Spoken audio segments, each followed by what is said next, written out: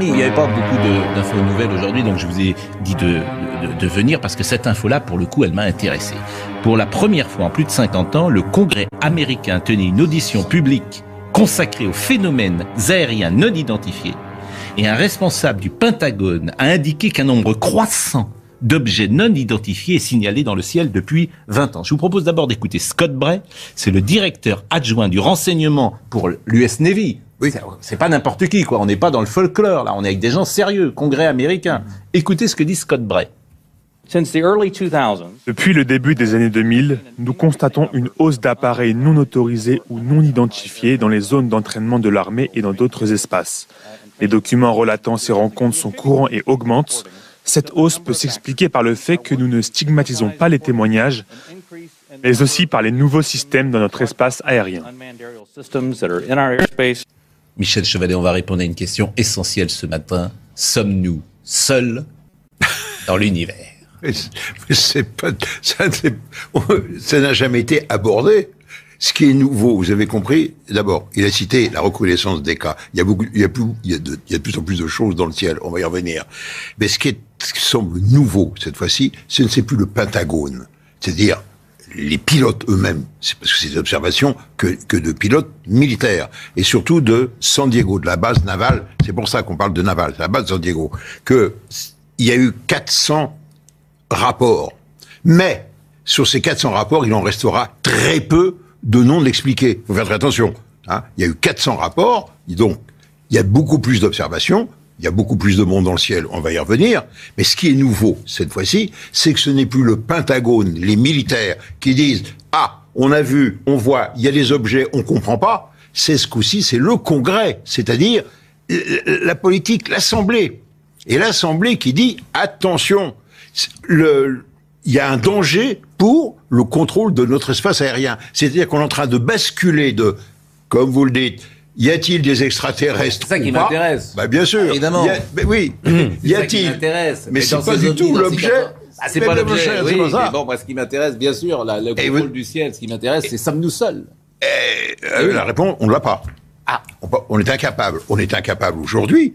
Vous n'avez pas d'expérience personnelle, parce qu'il pourrait venir vers vous, par exemple, et vous iriez témoigner, puis vous reviendriez. Avec les moyens dont on dispose, nous sommes incapables, pour le moment, de dire s'il y a de la vie autre part dans l'univers. Oui. C'est tout. Bon, l'univers, c'est tout. C'est immense. Attendez. Non, c'est le tout, l'univers. C'est le tout. 13,7 milliards d'années-lumière. Combien des tout ? 13,7 milliards d'années-lumière. Oui, mais après, qu'est-ce qu'il y a après ? Là, vous savez, on ne peut pas répondre. On ne peut faire que des hypothèses. Est-ce que l'univers a un début et une fin ? Je vous pose la question. Je ne sais pas. Il y a eu le Big Bang, qui est une hypothèse de travail qui semble se confirmer. C'est incompréhensible.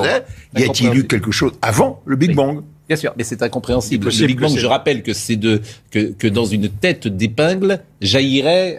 C'est absolument. Ça n'entre pas en fait dans mon cerveau. Je n'arrive pas à avoir la représentation mentale de ça. J'ai une culture scientifique. Moi aussi, j'ai du mal à imaginer. J'ai du mal. Un début et une fin dans le temps. Un début et une fin dans le temps et dans l'espace. Voilà. Oui, bien sûr. Michel Chevalet dit il semblerait, mais à ma connaissance, toute la communauté scientifique s'accorde pour dire aujourd'hui qu'il y a bien eu un commencement avec le Big Bang. 13 milliards d'années. On a même découvert les ondes fossiles du Big Bang, vous le savez très bien, avec Friedman, etc., qui ont découvert quelque chose d'absolument incontestable scientifiquement. Et avant le commencement, ça ne veut pas dire qu'il n'y en a pas eu. Exactement, avant le commencement. Avant le Big Bang, on ne sait pas. Et avant le commencement, c'est ce que je dis. Avant le commencement. On se rétractait. Bon.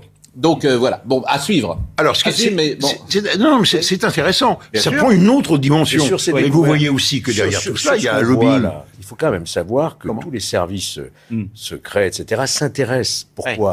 Parce qu'ils espèrent peut-être récupérer une technologie supérieure à celle que nous possédons sur Terre pour avoir la maîtrise de l'armement, en quelque sorte. Ce serait le maître du monde. Ces images montrent des véhicules qui circuleraient à la vitesse quantique. Et ça, la vitesse quantique, on l'a pas. Non, pas du tout. Ah si, ça c'est...